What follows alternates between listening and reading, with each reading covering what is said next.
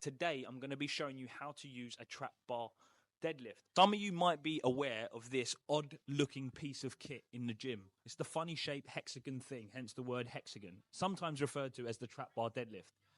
Fantastic exercise for us to bridge the gap between deadlifting and squatting, reduce lower back problems, but lift a whole lot of kilos, which basically means lots of muscle mass, lots of strength, lots of calorie burn, heart rate up. So the fantastic thing about this barbell versus the traditional straight one is it will have the person stand in the middle of it, which basically means their center of mass is shifted forward and you take a lot of the lower back pressure away. So it's a great bridge for us to learn how to squat and learn how to deadlift without compromising that lower back, particularly if you're new to lifting.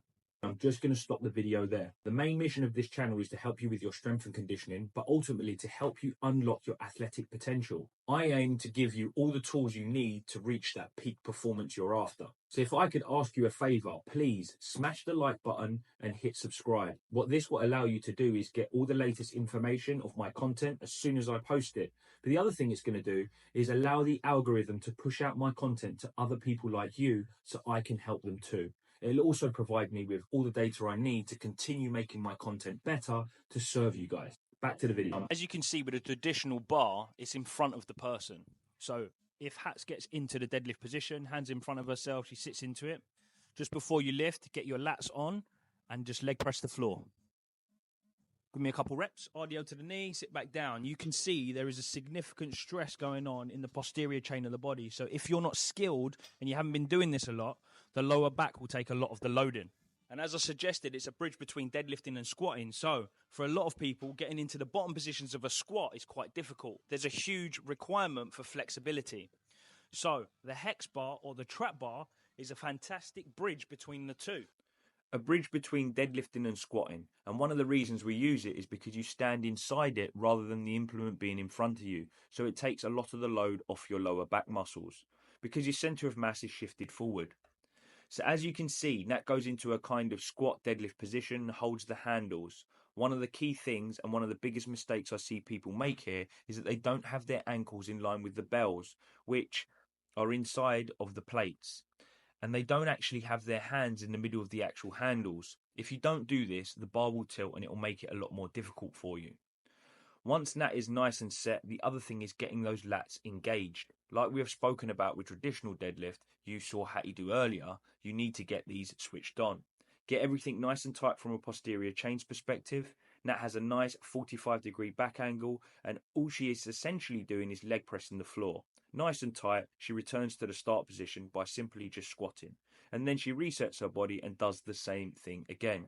Really simple. It's a great exercise to actually load it. And as I said, it's a good bridge between deadlifting and squatting, especially if you're new to pulling from the floor. Common mistake people make, even when they're deadlifting, but a common mistake when you're lifting is not taking the slack out of the bar. And what this means is taking the weight out of the bar before you lift. It means that your muscles are in control, and it means you can use your legs to drive through the floor without your lower back muscles and the rest of it taking the load. So if Hats gets into that position, the noise you're looking for is that. And all that means is Hats is in control of the bar becomes weightless, and she can use her body now to take control and dominate the barbell. Good. Another thing to note about this particular bar is that it's not just for beginners. We use it a lot in our own training. Its convenience and minimized risk in relation to the traditional deadlift means we can load it and get a decent amount of volume performed. Remember, just because it's lower in risk doesn't mean you shouldn't respect it and lift without good form and relative load to what you can perform.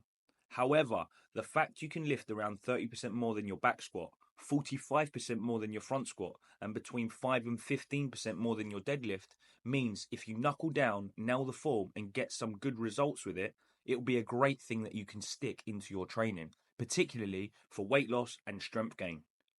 You may have heard me call it a trap bar and a hex bar. The great thing about this bar is that you can increase its range of motion. When the handles are facing up, it's a trap bar. However, when they're facing the floor, like Nat in her training here, it's a hex bar. So finally, you can see that I'm using the high handle and Nat the low handle. Factors like your biomechanics will influence your choice, or if you want to mimic closer to a traditional deadlift and or a specific transfer, you can choose to load it in a certain way. The low handles help us get more hip dominant, whilst the high handles provide more quad dominance. Both work our upper back muscles too. The high handles provide more stability and less lower back loading. The great thing about this bar is it's low risk, you have an ability to get a lot of workload complete, and its versatility is why it's a staple of our weight loss and strength programs.